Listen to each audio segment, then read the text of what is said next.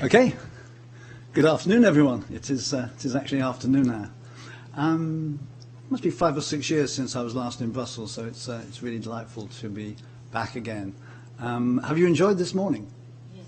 I think 3 really interesting speakers. I think the few things I noted was, first of all, Irene talking about the definition of knowledge management and how different people had different definitions. And aside for a moment, because I've got a little video clip of Ino talking about knowledge management. 15 years ago or so, I used to go around with my little video camera and point it at people and say, so Ino, what is knowledge management?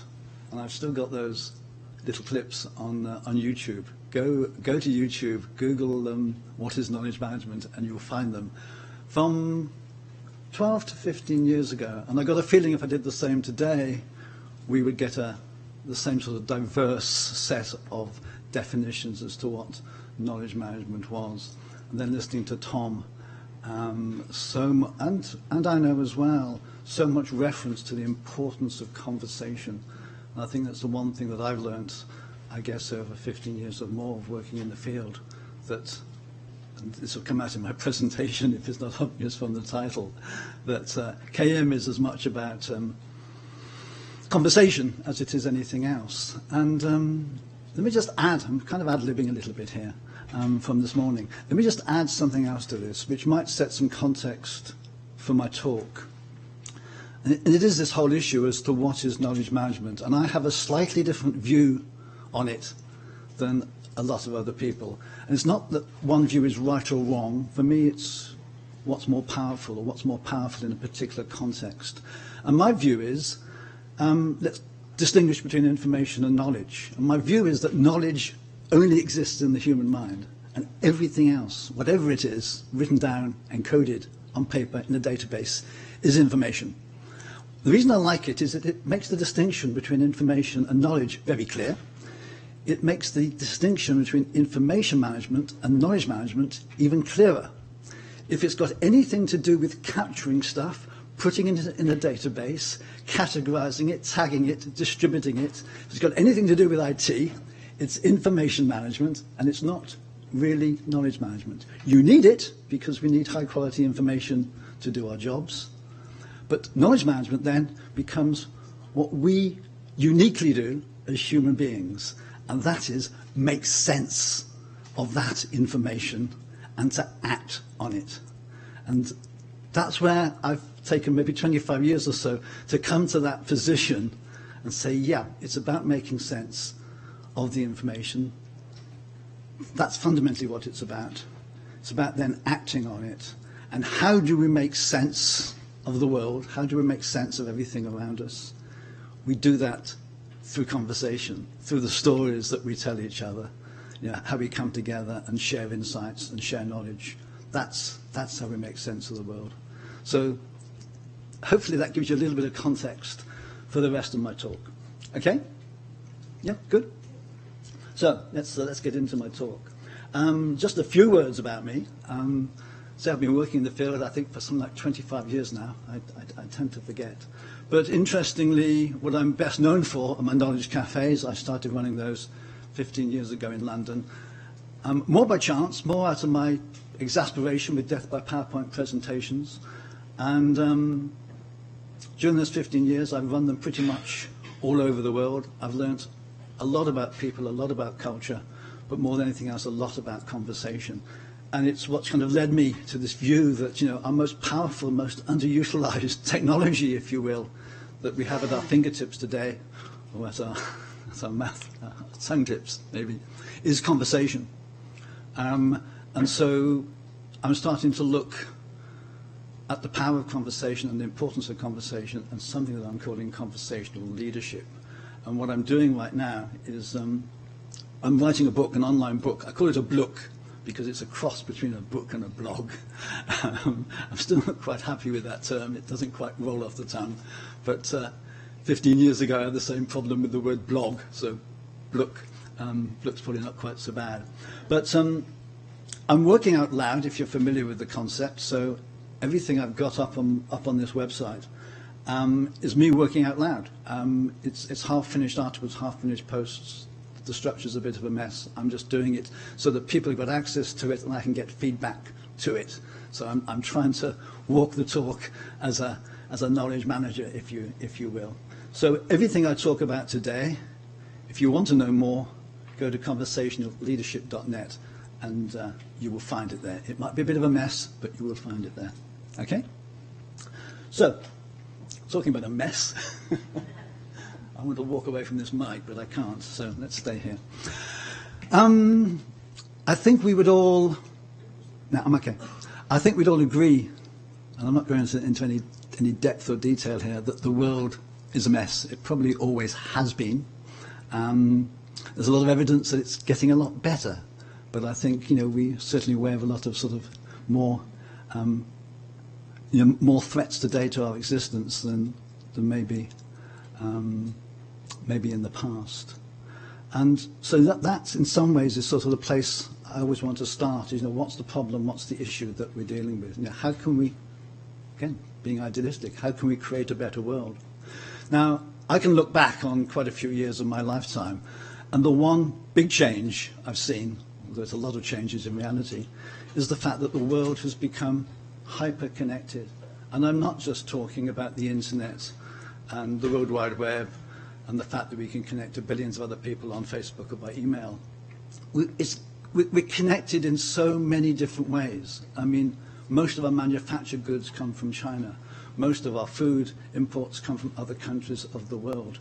We can not only talk to somebody on Facebook this afternoon, but they could be in Auckland, New Zealand, and we could potentially meet them face-to-face tomorrow, given the road transport system. Think about it. Just think of the interconnectivity of the world and the interdependence of the world. One little problem with American Bank, and we've got a global financial crisis.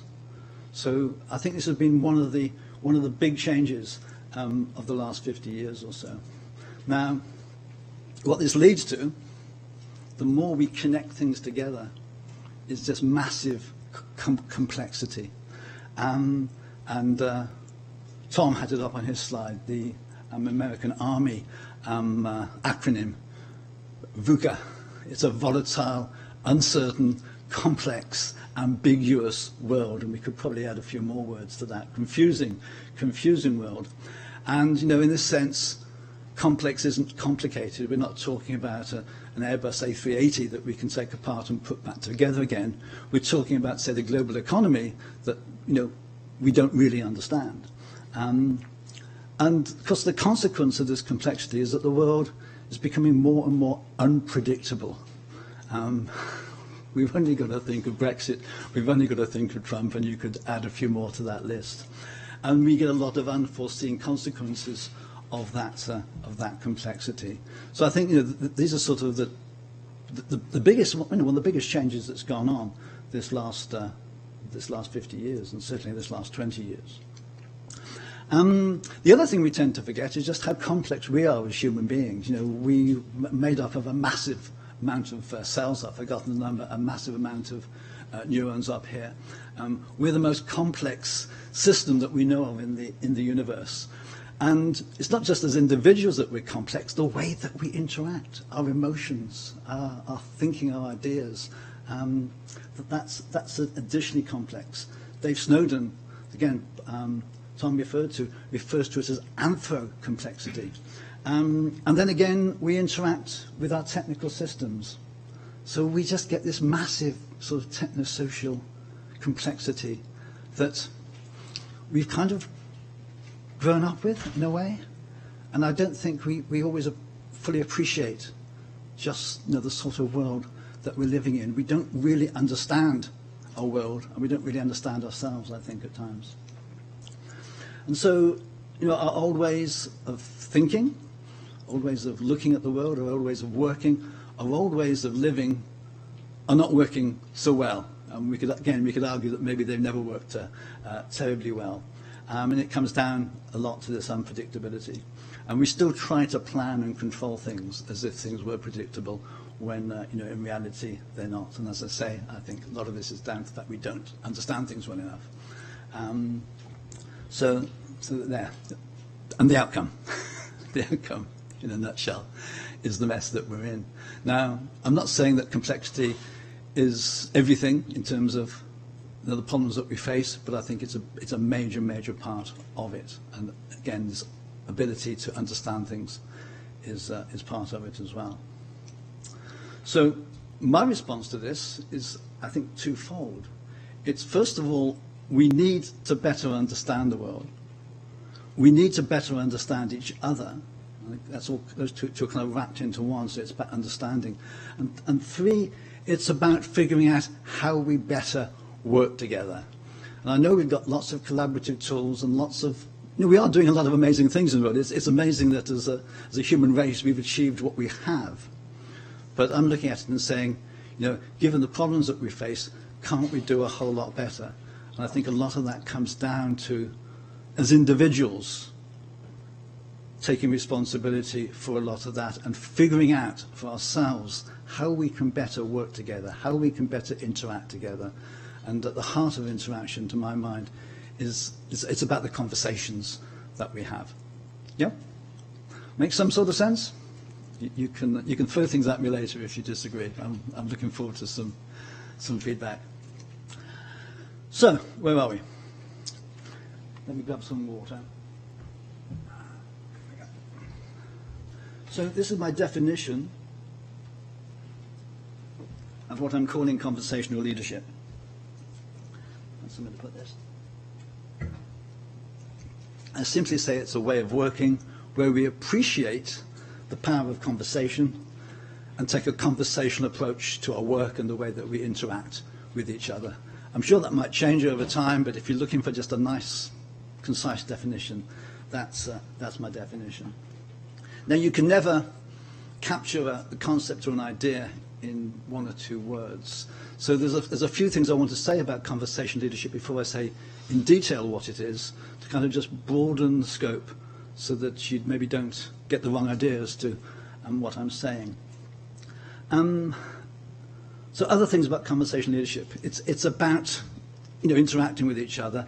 It's about respecting each other. It's about not doing things to each other. I think all the time we talk in terms of rewards and punishment, and that other people don't get it and they need to be taught or what have you. I think a lot of the time there's a lot of disrespect in our language for each other. So a big part of it is about, I guess quite simply, it's about respecting each other. Who's it for? You would think with the title Conversational Leadership that it was something that was for the leaders, for the senior managers. I have again, a slightly unusual view as to what leadership is. I say that leadership, a leader is anybody who's got influence. And it's very difficult these days in the world not to have influence. Even when you do nothing, you're communicating something, you're influencing people. But if you've got something you're passionate about, you've got something to say, and you want to make an impact on what you're doing, then the chances are that you are influencing people around you. And a lot of the time, of course, you're doing that through the interaction with them, through the conversations that you have with them. So it's about taking responsibility. It's about making an impact on the world through the conversations that you have. That's the essence of the idea. And what I like about the concept is that what I'm saying to you is this is about talking more, having more conversations, taking conversations seriously. You don't need any permission to do that. You don't need any training to do that. Okay, maybe we could do with a little, but most of us, we know how to talk. We know how to have conversations. Some of us are better than others. Some of us are not so good. We don't need any training. We don't need any permission. We don't need any resources. And the one thing this isn't about, it's not about some OD or HR initiative to change the organization to some wonderful future state. It's about individuals taking responsibility and influencing the world the best that they can through the conversations that they have. That's the essence of what it's about. So just a little bit more sort of context, if you like, for the subject. So if you like this idea and you say, okay, when I get back to the office or wherever, what can I do to take a more conversational approach to my work. I think there's a few things that all of us, I include myself in this, that we need to learn about and get a better understanding of, get a better grasp of. One of them is complexity. And I think I've already made the point for that, and in particular, anthro-complexity, the complexity, not just complexity of our technical world, but the complexity of ourselves and the complexity of our interactions with other people. And there's a lot of fascinating research that I won't go into about human behavior, both from psychology and neuroscience. We're starting to get to understand the brain just a little bit better and the human body just a little bit better. And there's a lot of really interesting insights in there as to who we are and what makes us behave the way that we do. We are not logical creatures. We are highly emotional, illogical creatures. And conversational skills. We can all improve our conversation skills. And to my mind, it comes down to maybe 3 core skills. So it's thinking about our habits, about talking, about listening, about interacting with people. Far too many of us, we will have a sandwich at our PC. We won't get up and talk to people. We will email somebody across the room when we could get up and have a face-to-face conversation with them. In my book that I'm writing, I've got 30 or 40, maybe 50 different habits that we need to think about if we need to improve the way that we communicate. There are lots of conversational methods as well that can help us better interact and better understand the world. Peer assists, after action reviews, a lot of them are familiar. In the KM world, Tom mentioned a whole load of them in relation to foresight, to looking and trying to make sense of what the future's got in hold for us.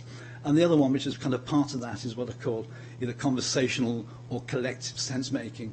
If you've got a major issue, you've got a major problem, one of the best ways to tackle that is by bringing people together in conversation. And so these are the sorts of habits. I say that list can be a lot longer.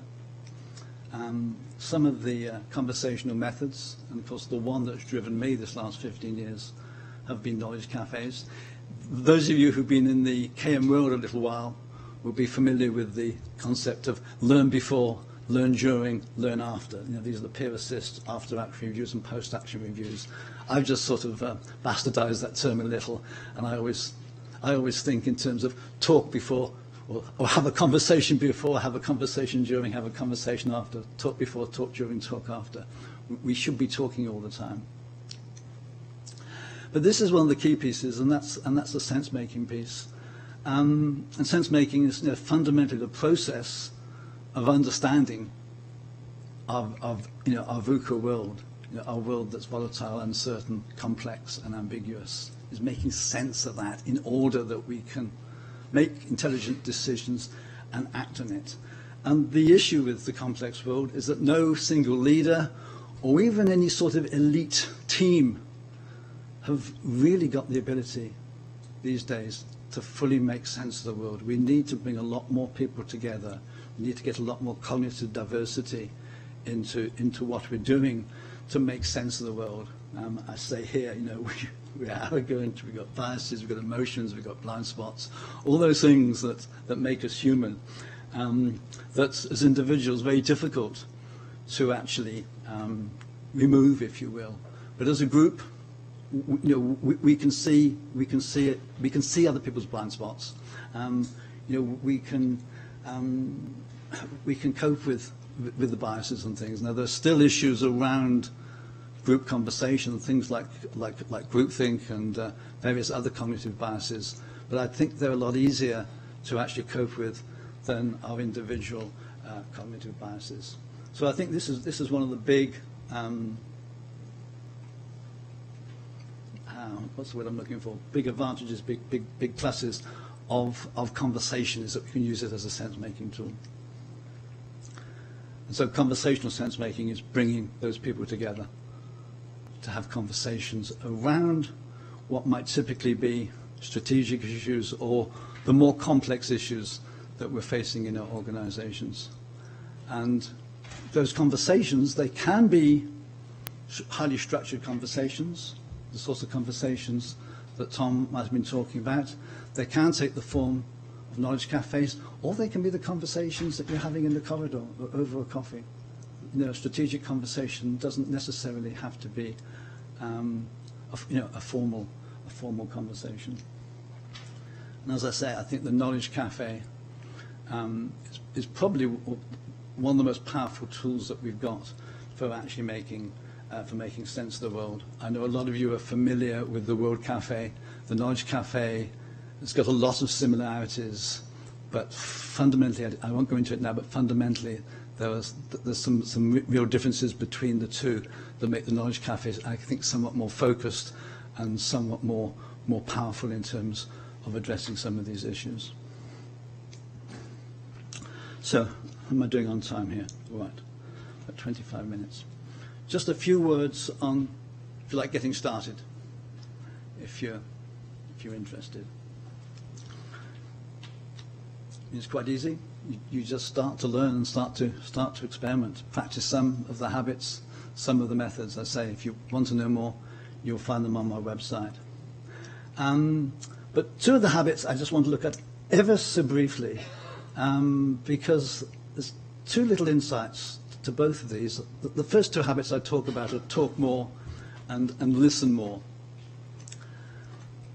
You just start talking and interacting with other people. Again, as I said earlier, you don't need permission. It's simple. But what's interesting is that it's not too important what you talk about. Now, the reason I say that is this. There's this gentleman at the MIT Human Dynamics Lab in Cambridge, Massachusetts, Alex Pentland. He's done a whole lot of research with so-called sociometric badges. And these are rather intrusive little devices that everybody wears in an organization. So he's doing research, say, in a particular organization. Everyone wears a little badge. It allows him to pinpoint exactly where they are in the building, who they're talking to, and the tone of what they're talking about. I'm not too sure how he handles the tone. I'm not too sure everyone would be happy with this. It does sound a little intrusive. But he can determine the degree of interaction that's going on in the organization.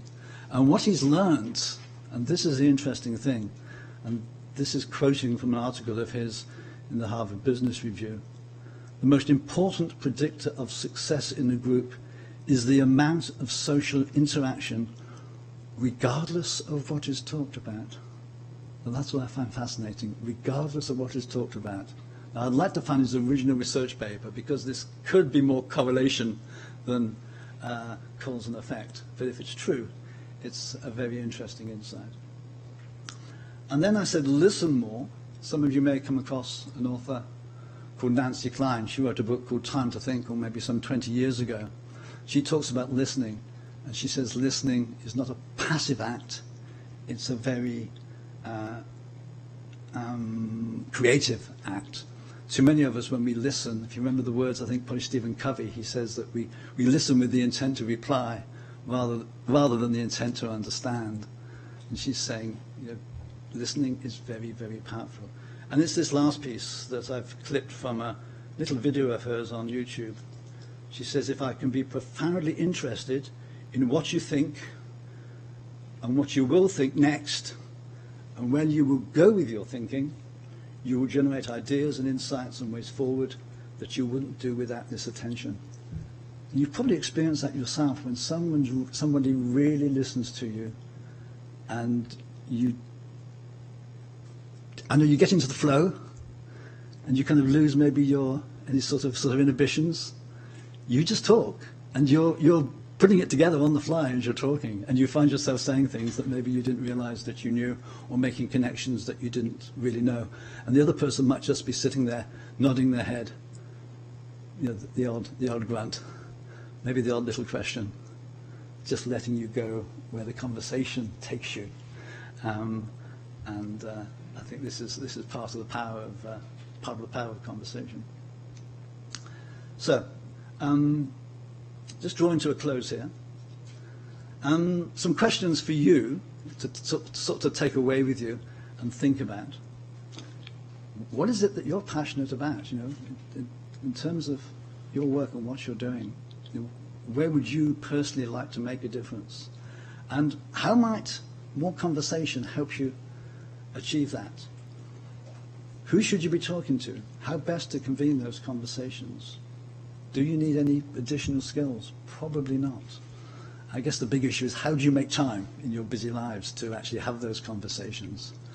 But if it's important to you, if the issue is important to you, there's, I think, so many different issues, the way forward is to talk to more people about it, to make more sense of your own thoughts and ideas, to communicate thoughts and ideas, to move things forward. Okay?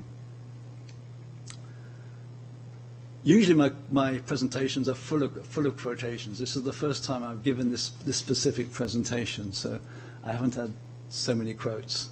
I think this is the only one, but it's one of my favorites. Conversation is king. Content is just something to talk about. Yeah? So, if you want to learn more, go to my blog. What I'd like now, because I've come in about 30 minutes, we've got about good 30 minutes, if need be, to take things forward. All morning, people have been talking at you. Now it's your turn. Just turn to each other in twos and threes and just have a brief conversation about my talk, or something from this morning for that matter. It hasn't got to be about what I've had to say, but it might be best to stick with what I've been talking about. What do you make of conversation leadership? Is it something that's a little bit pie in the sky, that thinking that conversation might solve all our world's problems, or is it something that's a lot more down to earth, a lot more practical? So just have that conversation with yourselves for 2 or 3 minutes, and then we'll come back together, and I'll take some questions. Okay? So, over to you.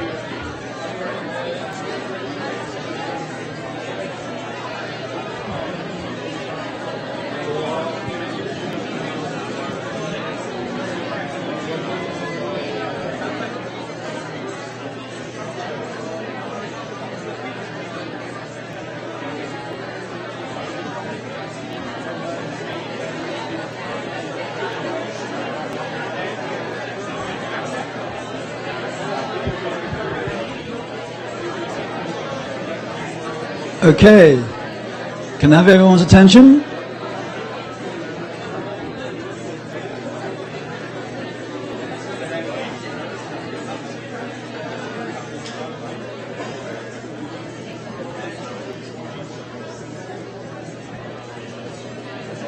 So the conversation slowly winds down.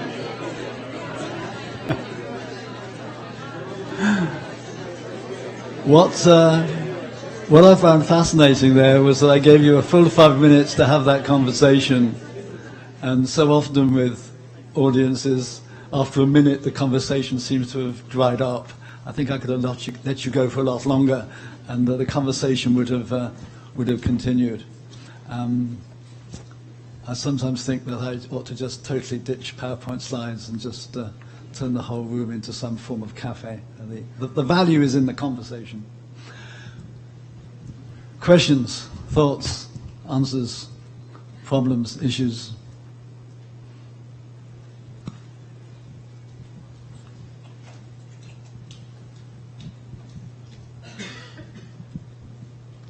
I don't know a lot about these techniques, etc., so about the details of what you presented, but I guess that in the end it may end up also in a more effective way of using the time spent in meetings, isn't it?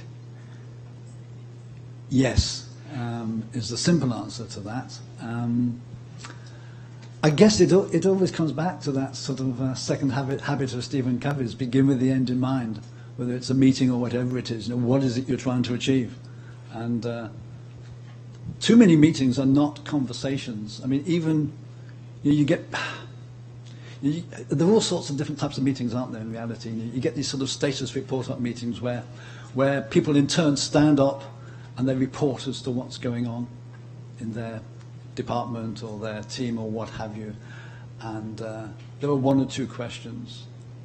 Or the manager gives a presentation as to maybe what's going on at a higher level in the organization, and then says, are there any questions? And there are one or two questions. In that situation, the manager would rarely give people the opportunity to have a conversation first, because often you've got something in your head. You don't quite understand something, you don't quite agree something. You're not going to say it out loud to the whole of the room. You're certainly probably not going to say it to your manager if he tends to be a more controlling type of manager. But in a small group, you're going to express that reservation. You're going to express the fact that maybe you didn't quite understand something. And when you realize that the other people in the group also feel the same, now you've got a little bit more courage, if you like, to bring that issue up. So I think when you have those conversations or make regular meetings more conversational, things get surfaced, things get said, things get brought out that usually lay dormant. But I say it depends on what you're trying to do as to, I think in a lot of situations, regular meetings, if you're going to make a decision, then maybe a more formal structure is needed, is important. But a lot of the time, I know, go back to my corporate life, a lot of meetings I was involved in, decision-making meetings, there were two things going on in the room. There were those who had already made up their mind and really wanted to force that opinion or that decision on the rest of the group. And there were those in the room who were still trying to make sense of things, still trying to understand things, still wanting to have a conversation to better make sense of things. And those two groups would clash. And the one simple thing you can do in that situation, when it is a complex issue, is to split the meeting into two. Make the first meeting a knowledge cafe or world cafe or what have you, make it conversational, say this meeting is not about making a decision, it's about better understanding stuff. And anything goes. It's not about competition, it's not about debate, it's not about right or wrong, it's about dialogue. You have that meeting, you might have some other conversations in the corridors and what have you. And then maybe a week later, you have your decision-making meeting and you say, okay, now we've got to make a decision. We don't have time to discuss this forever. Now it can be a little bit more political. It can be a little bit more adversarial because you've got to make a decision. But you've given the people who've wanted to express their opinions and their doubts and maybe make sense of things some space. to have that conversation. And again, that's something that we seem to rarely do. Yeah? Thank you.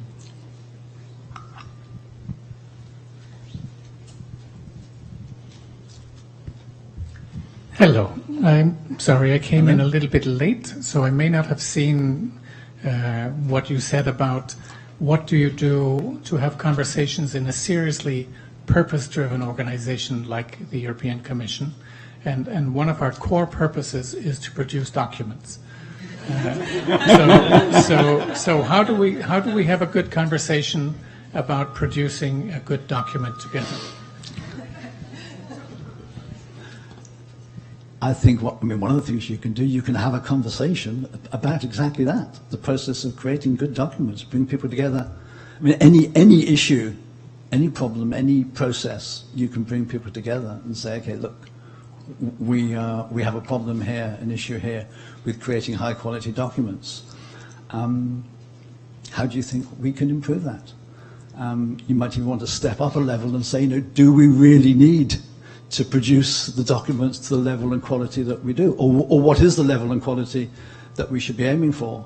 There was something on the web just a year or so back, I think it was about the World Bank, and of maybe several hundred reports that had been written and deposited, I think, on their internal intranet for download. They went back and analysed them. Something like 20% of them, that might not have been that high, had never ever been downloaded and presumably never read. And if in your own organisation you had that issue, there's a good topic for a conversation, for a knowledge cafe. Bring people together and say, okay, why do we think these documents weren't read? Is there something wrong with, are they too long? Are they too complex? Who do we expect to read them? All the questions that you'd want to ask around it, but you could use that conversational method to think out loud, if you like, as to what you should be doing better. I answered the question or not? I can see that from your face. No, it's not about producing documents. We have legal obligations to produce documents. Okay. It's about how do you have a conversation while producing the document. So how do you produce a document while talking about it?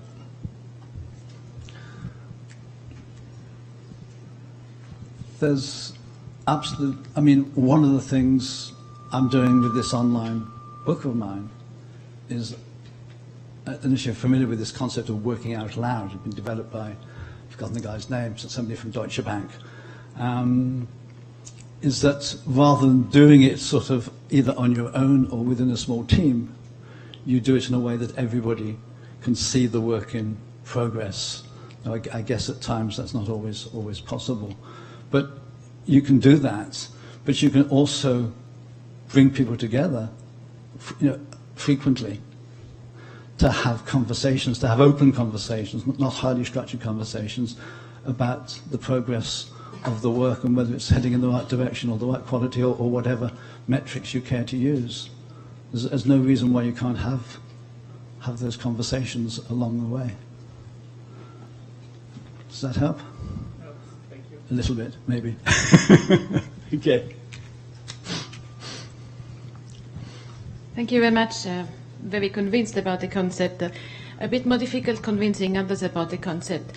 On the documents, it has happened to me more than once to have thought maybe we should not have started with a note. And I think most of the colleagues in the room will agree.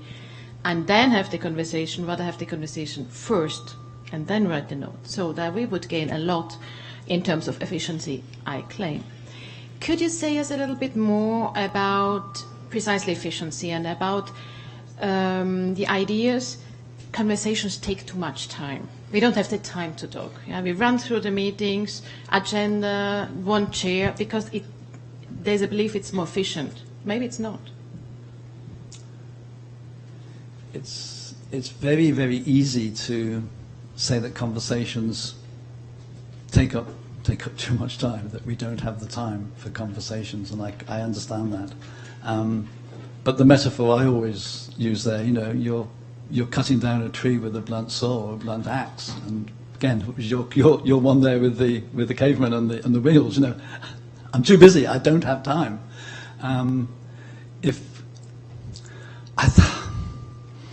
In organizations, I think too often in the goal of efficiency, we end up doing the wrong things amazingly efficiently when we do better to do the right things amazingly inefficiently. And so taking the time to have the conversation, to make sure that we're doing something that is the correct thing, that we're on the right track, in reality can save a whole load of time. And so I guess in those situations you've got to be very, at one level you've got to be quite focused on the conversation, that the conversation is giving value, because if you're starting to talk about things that are not relevant, then yes, you're just wasting time. But of course, you've got to balance that with the fact that often when you're off topic, when you're talking about things that are not relevant, this wonderful thing called serendipity happens, and you make a connection or you see something that you wouldn't have seen if you were more focused. So maybe on that definition of mine, just thinking back to conversational leadership, maybe it's more belief than anything else that conversation is going to give you the answers that you want and is going to be more valuable than anything else, rather than any scientific proof or evidence that it is, because you don't really know until after the event as to whether it was valuable. But I think by and large we've got the balance wrong.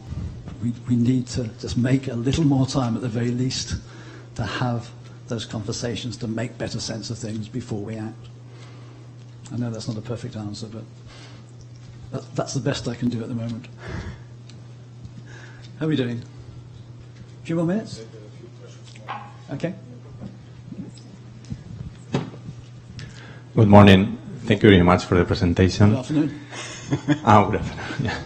With my colleague, we were discussing that we were expecting to hear some ideas on how to exercise leadership through conversations. Okay. Or in other words, what questions to ask, what type of questions to ask to help make progress in a problem.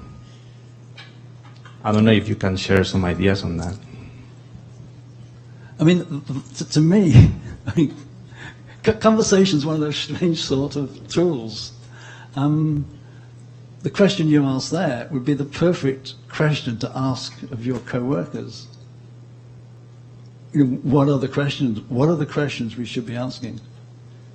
If we're going to work better together, if we're going to make progress on this particular issue, or what is the particular issue we should be focusing on? That's a conversation you can have. I'm not too sure clearly I can't answer that for you. I can maybe answer it in generalizations, but I think that's a perfect example, the sort of conversations that you can and should be having. Yeah? maybe not. Okay.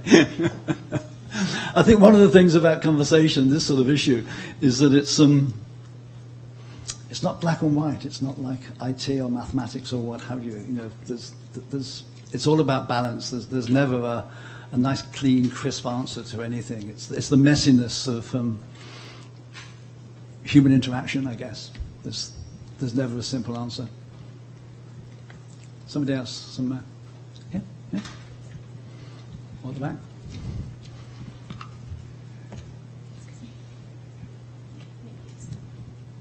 Just looking for your thoughts really on, or your experience in relation to terms and the jargon that's used around all of this.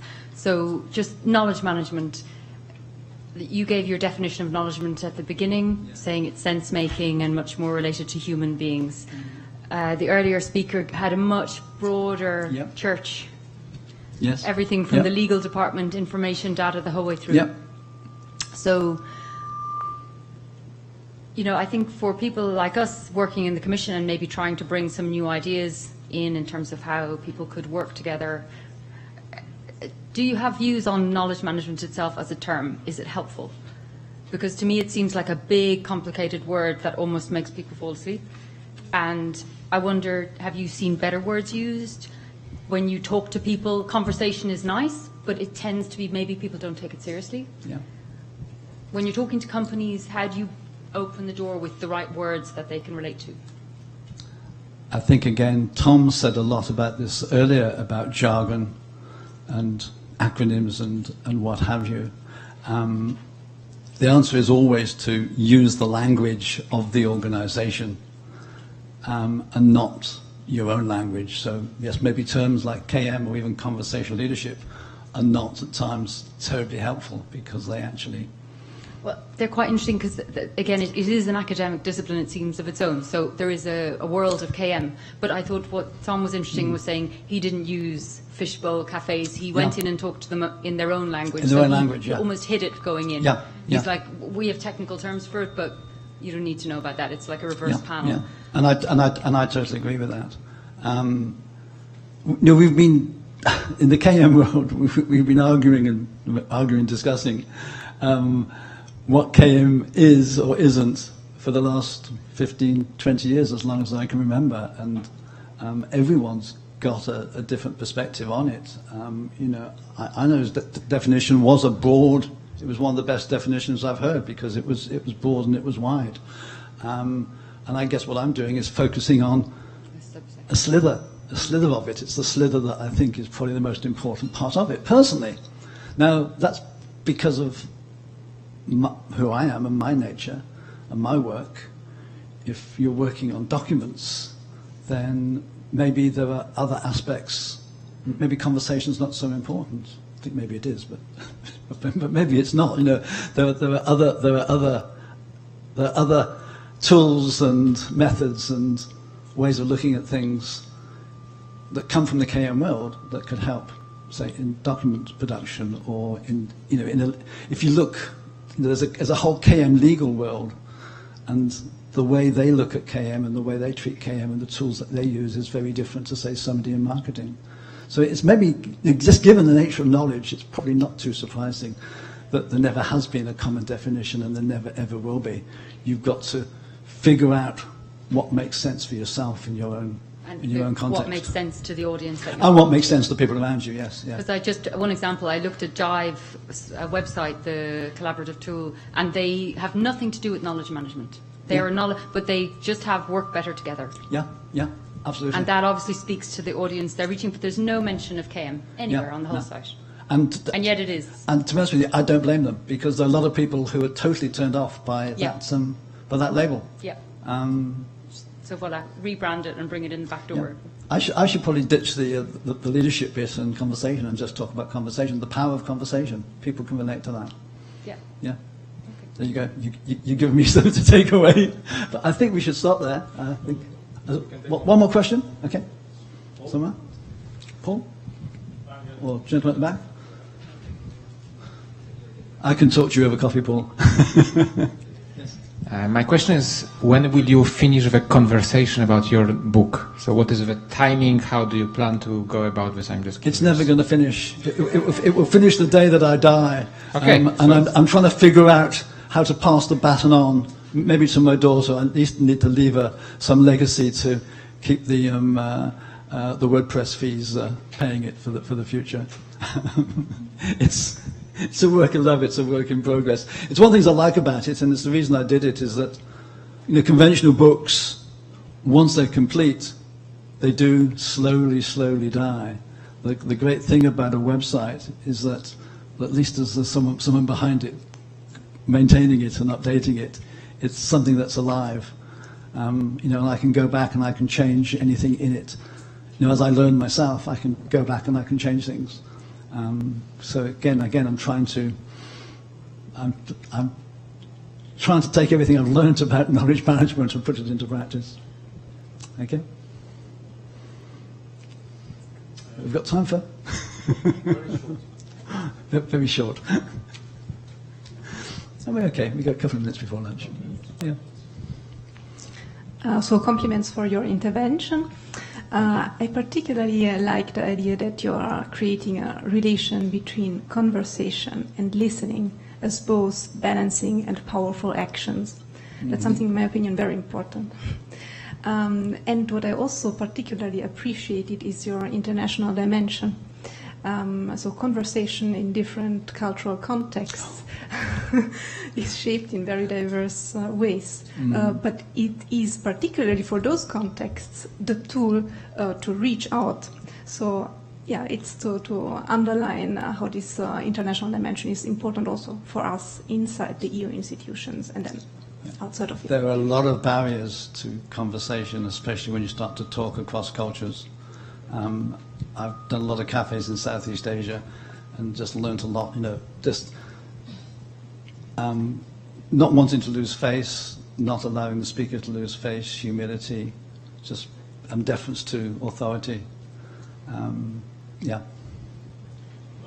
Last question. Okay. Hello. Thanks a lot for the presentation.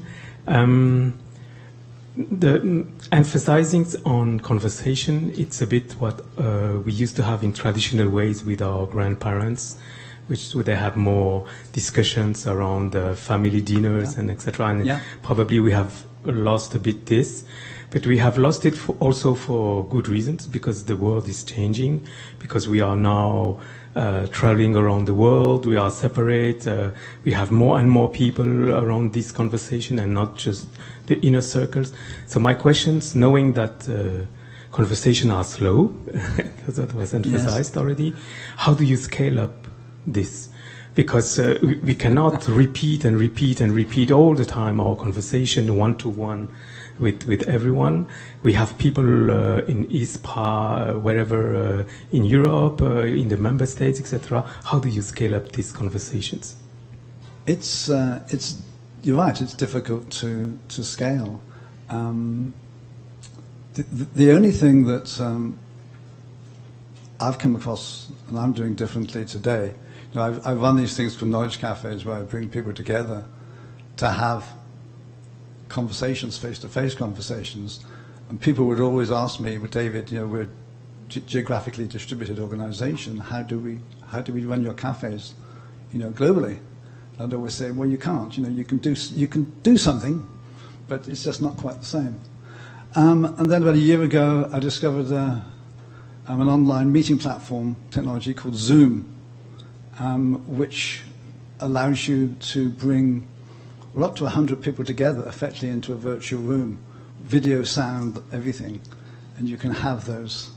I can run knowledge cafes. It has breakout rooms and everything, so I can actually run a knowledge cafe with 100 people from around the world, and I've done that, and they work amazingly well.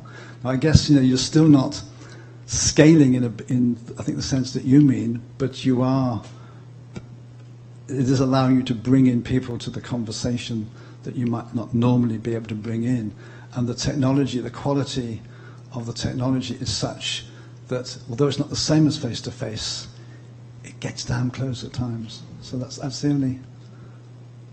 only thought I've got on that for now. Okay? So, stop there. I'm afraid we have to stop now.